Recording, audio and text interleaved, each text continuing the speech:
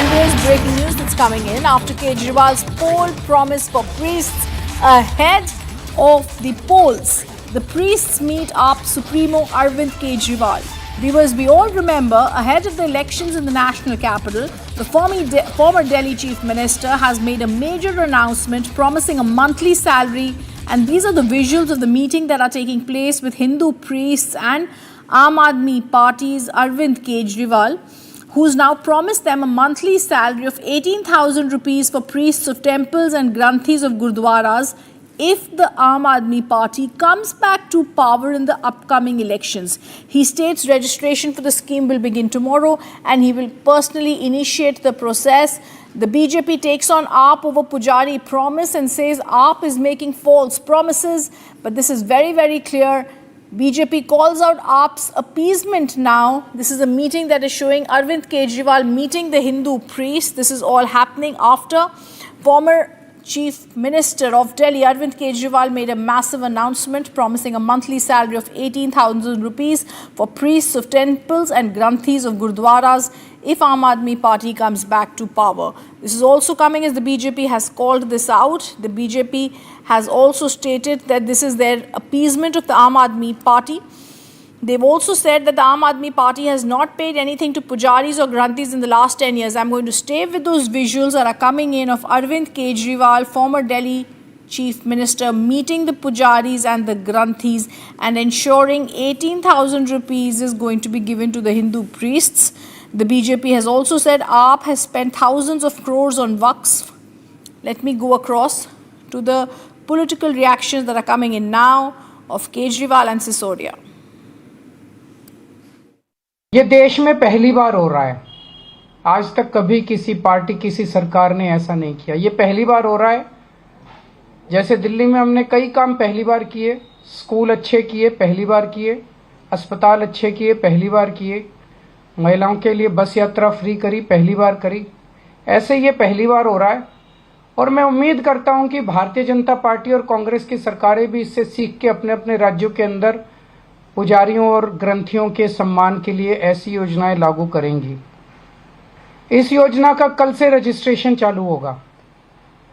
कल इस योजना का रजिस्ट्रेशन एक तरह से शुभारंभ करने के लिए मैं कनॉट प्लेस के हनुमान मंदिर जाऊंगा और वहां के पुजारियों का रजिस्ट्रेशन करके आऊंगा और उसके बाद दिल्ली के सभी मंदिरों और गुरुद्वारों में हमारे एमएलएज, हमारे कैंडिडेट्स, हमारे कार्यकर्ता पुजारियों का और ग्रंथियों का रजिस्ट्रेशन कल से फिर मेरे आरंभ करने के बाद पूरे दिल्ली के अंदर इसका रजिस्ट्रेशन चालू होगा। अरविंद केजरीवाल जी ने आज ये ऐलान किया है कि दिल्ली के जो हमारे मंदिरों में पुजारी हैं, भाई हैं, दिल्ली के गुरुद्वारों में जो ग्रंथी भाई हैं, उन सब की ज़िंदगी में भी सम्मानजनक सहयोग सरकार दे, सम्मानजनक जीने में सहयोग सरकार दे। उनको भी अपने बच्चे पढ़ाने हैं, सबको अपने घर चलाने हैं, एक सम्मानजनक ज़िंदगी दिल्ली में जीनी है उसमें। और वो बहुत धर्म का काम कर रहे हैं, सब लोग बहुत पवित्र काम कर रहे हैं। कितने सारे लोग सुबह उठ के 5 बजे 6 बजे जब मंदिर पहुंचते हैं तो उससे पहले उसमें कोई पुजारी वहाँ बैठ के दिया जला के बैठता है। वो सब लोग समाज की सेवा कर रहे हैं, तो उनकी सेवा करना सरकार का काम है। केजरीवाल जी ने जो आज अनाउंस किया है उनके लिए अगली सरकार में योजना, मैं बहुत धन्यवाद करता हूं केजरीवाल जी का, उन सब लोगों की तरफ से। समाज में इस बात की ज़रूरत महसूस होती है कि जो हमारे पुजारी हैं मंदिरों के या जो गुरुद्वारों के अंदर ग्रंथी हैं, अगर आप किसी के घर भी जाके देखो तो मंदिरों में ही एक छोटे से कमरे में पूरा का पूरा परिवार रहता है। वो पुजारी अपने बच्चे को इंजीनियर, डॉक्टर नहीं बनाता, क्योंकि वो चाहता है कि ये संस्कृति, ये परंपरा अगली पीढ़ी तक जाए, तो वो उसको जो है कर्मकांड की शिक्षा देता है। चाहे तो भौतिक सुख सुविधाओं के लिए उसको जो है वो डॉक्टर, इंजीनियर बनाए, चार्टर्ड अकाउंटेंट बनाए। तो एक सरकार के तौर पे एक कर्तव्य है कि इस परंपरा को बचा के रखने वाले, संस्कृति को योद्धा की तरह बचाने वाले लोगों के लिए सरकार कुछ करे। तो इनके सम्मान के लिए सरकार कोशिश कर रही है। ग्रंथी हों या पुजारी हों, इनकी मदद की जाएगी। एक सम्मान राशि 18,000 रुपये महीना इन्हें दी जाएगी। The BJP takes on the Aam Aadmi Party over this, and they've called it free appeasement yet again that's being practiced by the AAP. मुझे लगता है केजरीवाल जी को थोड़ा सा, जब वो स्टेट हॉस्पिटैलिटी में अंदर थे, तो कुछ जो इक्विलिब्रियम है मेंटल थोड़ा सा डिस्टर्ब हो गया लगता है। हमारे पास विजन नहीं है।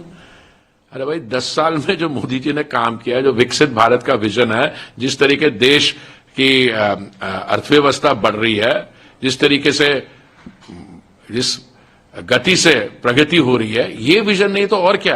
केजरीवाल जी का क्या विजन है? डिसरप्शन का। कि स्कीम कहां है?